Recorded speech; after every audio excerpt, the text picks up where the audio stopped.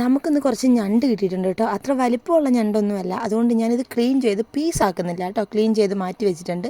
ഈ കുഞ്ഞിക്കാലുകൾ ചിലതൊക്കെ ഞാൻ എടുത്ത് കളഞ്ഞിട്ടുണ്ട് കേട്ടോ. അപ്പം നമുക്കൊരു ചട്ടി വെച്ചിട്ടുണ്ട്. ചട്ടിക്കകത്ത് വയ്ക്കുന്നതാണല്ലോ അതിൻ്റെ ഒരു ഇത്. അപ്പോൾ കടുക് പൊട്ടിച്ച് ഒരു വലിയ തക്കാളിക്കും ഒരു 7-8 പച്ചമുളകും എടുത്തിട്ടുണ്ട് കേട്ടോ. അപ്പം നമ്മളിത് തേങ്ങ അരച്ചാൽ വെക്കുന്നതുകൊണ്ട് എരി കാണില്ലല്ലോ, അതിന് വേണ്ടിയിട്ടാട്ടോ പച്ചമുളക് ചേർത്ത്. പിന്നെ കുറച്ച് ഇഞ്ചി, കറിവേപ്പില ഇതും കൂടി ഇട്ട് നമുക്ക് നന്നായിട്ടൊന്ന് വഴറ്റിയെടുക്കാം കേട്ടോ. അതിൻ്റെ കൂടെ നമുക്ക് ഉപ്പും മഞ്ഞൾപ്പൊടിയും കൂടെ ചേർത്ത് കൊടുക്കാം.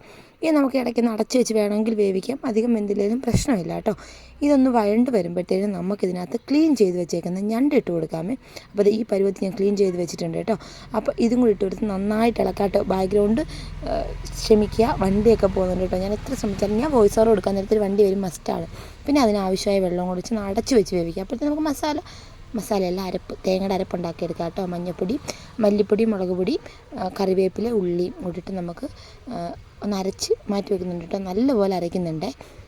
അതിനുശേഷം നമ്മൾ തുറന്ന് നോക്കിയപ്പോൾ ഇതിൻ്റെ പരുവൊക്കെ ഇങ്ങനെ ആയിട്ടുണ്ട്, ചുമന്ന കളറായിട്ടുണ്ട് കേട്ടോ. ഞണ്ട് വെന്തിട്ടുണ്ട്. അപ്പോൾ ഈ അരപ്പിനകത്ത് ചേർത്ത് കൊടുക്കുക. നമുക്ക് ആവശ്യത്തിന് വെള്ളം കേട്ടോ. ഇവിടെ എപ്പോഴും കുറച്ച് ലൂസായിട്ടിരിക്കുന്ന കറികളാണ് ഇഷ്ടം കേട്ടോ, കോരി ഒഴിച്ച് കഴിക്കാൻ പറ്റുന്ന കറികൾ.